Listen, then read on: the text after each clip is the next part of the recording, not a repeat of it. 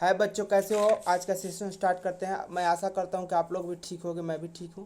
और आज हम लोग पढ़ने वाले हैं क्लास 8 का displacement reaction, metal and non metal chapter का। और इसमें हम लोग देखने वाले हैं कुछ रिएक्शंस जो डिस्प्लेसमेंट रिएक्शन के नाम से जानी जाती हैं। तो ये कह रहा है कि पीछे के क्लास की बातें हमें याद करनी है, जो जिसमें हम लोग क्या लेते थे, कॉपर सल्फेट लेते थे और साथ में क्या मिला देते थे, कॉपर सल्फेट में मिला देते थे आयरन और उससे बन जाता था FeSO4 यानी कि आयरन सल्फेट। ठीक है।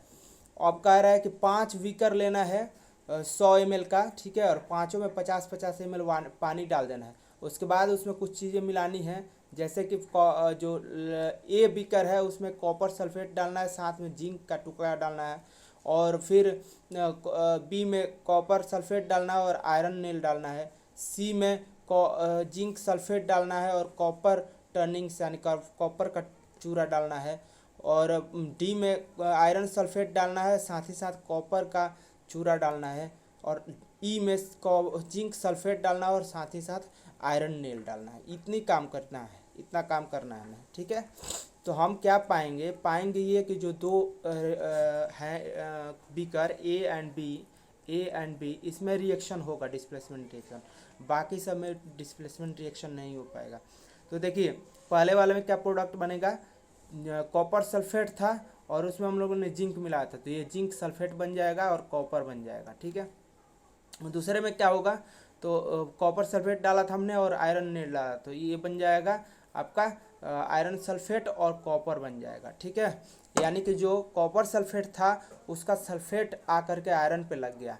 उसी तरह से इसमें भी जिंक सल्फेट बन गया, यानी कि कॉपर सल्फेट जो था तो उसका सल्फेट कॉपर का आके जिंक पे लग गया, ठीक है। तो इस तरीके से रिएक्शन हो गई, मतलब कॉपर अलग हो गया और जिंक जो था, जिंक हमने डाला था ना, वो सल्फेट को लेके चला गया। उसी तरह से इसमें कॉपर सल्फेट जो था बीकर में, वो उससे आयरन छीन के सल्फेट लेके आयरन चला गया, ठीक है। तो इस तरीके का कुछ होता है इसमें रिएक्शन, ठीक है। अगले पेज पे चलते हैं, इसको भी देख लेते हैं क्या कह रहा है। तो इसको ध्यान से देखते हैं हम लोग।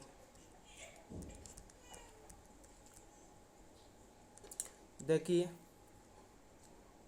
कह रहा है कि what changes do you observe in the various beaker. अलग अलग बीकर में आपने क्या देखा, तो आपने you have read that one metal displaces another metal from its compound in aqueous solution. तो आपने ये पढ़ा होगा कि जो एक मेटल होता है वो दूसरे मेटल के एक्वस सॉल्यूशन को, यानी कि पानी में मिला हुआ सॉल्यूशन जो होता है ना, दूसरे मेटल के आयन मतलब कि साल्ट का जो एक्वस सॉल्यूशन होता है उसको डिस्प्लेस कर देता है, मतलब मेटल को डिस्प्लेस कर देता है। मान लीजिए Fe है, SO4 है और साथ में कॉपर है, तो इसमें तो कुछ नहीं होगा क्योंकि ये कॉपर जो है वो कम रिएक्टिव होता है आयरन से। लेकिन अगर यही रहता CuSO4, ठीक है, और आयरन रहता तो ये हो जाता FeSO4, ठीक है, और कॉपर, ठीक है।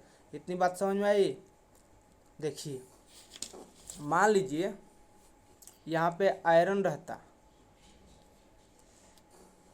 ठीक है, यानी कि FeSO4 रहता, ठीक है, सॉरी कॉपर सल्फेट रहता, ठीक है, और साथ में रिएक्शन हम करा देते Fe से यानी कि आयरन से, तो क्या बन जाता, FeSO4 बन जाता। यानी कि ये जो कॉपर था उसकी जगह कौन ले गया, उसकी जगह ले लिया आयरन ने, ठीक है। और इस तरीके से FeSO4 यानी कि आपका आयरन सल्फेट बन गया। आगे देखते हैं, कह रहा है इन वीकर ए में जिंक जो था, जिंक का ग्रेनुअल जो हमने डाला था, टुकड़े डाले थे, वो रिप्लेस कर देता है कॉपर को, ठीक है। और कॉपर सल्फेट जो होता है, कॉपर सल्फेट में जो कॉपर होता है उसको रिप्लेस कर देता है। कॉपर सल्फेट में जो कॉपर होता है ये वाला पार्ट, इसको रिप्लेस कर देता है और यहाँ आ जाता है जिंक, और ये सल्फेट उसी पे चला जाता है और हो जाता है जिंक सल्फेट, ठीक है। That is why the blue colour of copper sulphate disappears. इसलिए जो ब्लू कलर होता है कॉपर सल्फेट का ना, वो गायब हो जाता है, ठीक है। और एक powdery red mass of copper is deposited at the bottom of the beaker, और रेड कलर का कॉपर जो है नीचे बैठ जाता है पेंदी में, किसके, बीकर के, ठीक है। The reaction can be represented as follows, और रिएक्शन को इस तरीके से हम दिखा सकते हैं नीचे जैसे दिखाया गया है। तो इसको देख लेते हैं। कह रहा है ये कॉपर सल्फेट है और जिंक है, इन्होंने रिएक्शन किया और ये बन गया जिंक सल्फेट और कॉपर अलग हो गया, ये होता है। You can write down the reaction taking place in beaker B, तो बीकर वी में जो रिएक्शन हुआ है उसको भी हम लोग जान सकते हैं, देख सकते हैं। तो हुआ है कॉपर सल्फेट और आयरन के बीच में, और इस प्रोडक्ट बना है FeSO4, ठीक है, और कॉपर नीचे बैठ गया है। तो ये रिएक्शन हुई है बी बीकर में, ठीक है। आगे देख लेते हैं। आगे कह रहा है there could have been replacement of zinc by copper in beaker C and by iron in beaker E। तो क्या आप ये सोच सकते हैं या क्या आपने ऐसा ऑब्जर्व किया है कि जो कॉपर होता है बीकर सी में है ना, जो जिंक होता है ना, डिस्प्लेसमेंट देखिए, एक minute, there could have been displacement of, क्या जिंक का डिस्प्लेसमेंट हो जाता है बीकर सी में, बीकर सी में डिस्प्लेसमेंट हो जाता है जिंक का, किसके द्वारा, कॉपर के द्वारा, तो नहीं हो सकता। मान लीजिए जिंक सल्फेट है और उसमें हम लोगों ने मिला दिया कॉपर, तो ये कभी रिएक्शन फॉरवर्ड नहीं जाएगी और कभी CuSO4 नहीं बनेगा। क्यों नहीं बनेगा, क्योंकि जो जिंक है वो ज़्यादा रिएक्टिव होता है कॉपर के तुलना में, और जो रिएक्टिव ज़्यादा होते हैं वही किसी को डिस्प्लेस कर सकते हैं, रिप्लेस कर सकते हैं। तो जिंक जो है वो रिप्लेस कर सकता है कॉपर को, लेकिन कॉपर जो है वो रिप्लेस नहीं कर सकता जिंक को, ठीक है। इतनी बात समझ में आ गई। Since we do not see any change in beaker C, beaker C में कोई चेंज नहीं दिखा क्योंकि कोई रिएक्शन हुई ही नहीं। We can infer that copper is not able to replace zinc, तो इससे हमें ये पता चलता है कि कॉपर जो है वो जिंक को रिप्लेस नहीं कर सकता from zinc sulphate, zinc sulphate से। बट वाई, क्यों, क्योंकि जो जिंक होता है ना, जो जिंक है वो रिप्लेस कर सकता है कॉपर को बीकर में, लेकिन क्यों नहीं कॉपर कर सकता रिप्लेस जिंक को बीकर सी में, इसके लिए वही बात है कि वो रिएक्टिव जिंक जो है वो ज़्यादा होता है कॉपर की तुलना में, इस वजह से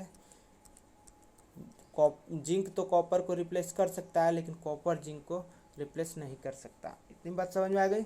इट फॉलोज डिफिनिट रूल्स, ये रूल फॉलो करता है कुछ ना, जैसे कि rule here is that zinc is more reactive than copper, iron, ठीक है। तो देखिए जो सी है आपका रिएक्शन जो सी हुआ है, ठीक है, और डी हुआ है, तो देखिए डी में क्या है कि आयरन जो होता है ना उसको मिलाया गया। Similarly iron could be displaced by copper इन, तो आयरन सल्फेट है, ठीक है, डी में, डी वाला जो आपका था बीकर उसमें आयरन सल्फेट है, क्या है, आयरन सल्फेट, ठीक है। और उसको डिस्प्लेस किससे करवाना है, आयरन सल्फेट को किससे डिस्प्लेस करवाना है, तो कॉपर से। तो ये कभी रिएक्शन नहीं होगी क्योंकि जो आयरन होता है वो ज़्यादा रिएक्टिव होता है किससे, कॉपर से, इसलिए कभी CuSO4 नहीं बनेगा, ठीक है। तो वही कह रहा है कि and the rule here is that zinc is more reactive than copper and iron, तो यहाँ रूल ये कह रहा है कि जो जिंक होता है ना वो ज़्यादा रिएक्टिव होता है कॉपर से और आयरन से भी, और more reactive metal can replace और लेस रिएक्टिव मेटल, तो जो ज़्यादा रिएक्टिव मेटल होता है वो रिप्लेस कर सकता है कम रिएक्टिव मेटल को, लेकिन कम रिएक्टिव मेटल ज़्यादा रिएक्टिव मेटल को रिप्लेस नहीं कर सकता। But a less reactive one can not replace, तो जो कम रिएक्टिव है वो किसी ज़्यादा रिएक्टिव मेटल को रिप्लेस नहीं कर सकता। तो ये बात हम लोग समझ गए होंगे। तो कह रहे now you can understand why there are no displacement reaction in beaker D, तो आप अब समझ गए होंगे कि डी और ई में जो है बीकर्स में क्यों रिएक्शन नहीं हुई, ठीक है। Can you guess the sequence of metals from, तो आप क्या सीक्वेंस बना सकते हैं कौन से मेटल ज़्यादा रिएक्टिव होते हैं और कौन से कम, तो इसको हम लोग अगले क्लास में देख लेंगे कौन से रिएक्टिव ज़्यादा होते हैं, कौन से कम टेबल होता है उसको मैं बता दूंगा। और आज का सेशन यहीं एंड करते हैं, आगे कल हम लोग पढ़ेंगे। और मेरे चैनल को सब्सक्राइब कर लीजिएगा, वीडियोज़ को लाइक शेयर कर दीजिएगा। Thank you.